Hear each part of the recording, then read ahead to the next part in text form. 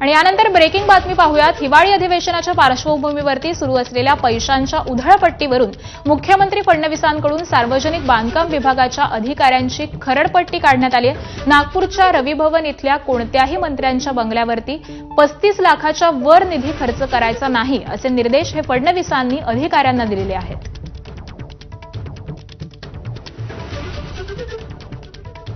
हिवाळी अधिवेशनाच्या तयारीवर होणाऱ्या पैशाच्या उधळपट्टीवर मुख्यमंत्री देवेंद्र फडणवीस यांनी सार्वजनिक बांधकाम विभागाच्या अधिकाऱ्यांची कानउघडणी केलेली आहे।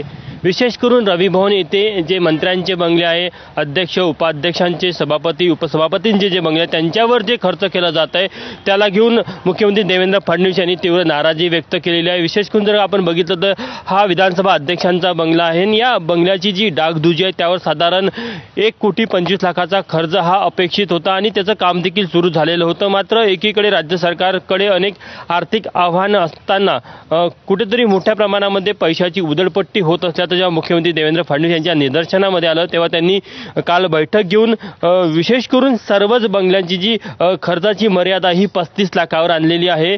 जर का तुम्ही बघितलं तर अध्यक्षाच्या बंगल्याचं जे एस्टिमेट होते साधारण 1,25,00,000मध्ये पूर्णतः ह्या संपूर्ण घराचं जे इंटेरियर होतं ते पूर्णतः बदलण्यात येणार होतं। सोबतच ग्लास रूफ होता तो देखील बदलण्यात येणार होता। मात्र आता ही मर्यादा 35 लाख ठेवण्यात आली आहे। त्यामुळे आता कुठेतरी सार्वजनिक बांधकाम विभागाच्या अधिकाऱ्यांना जुन्याच फर्निचर आणि जुन्या साहित्याचा वापर करून हा संपूर्ण डागडुजीचं हे जे काम आहे करावं लागेल।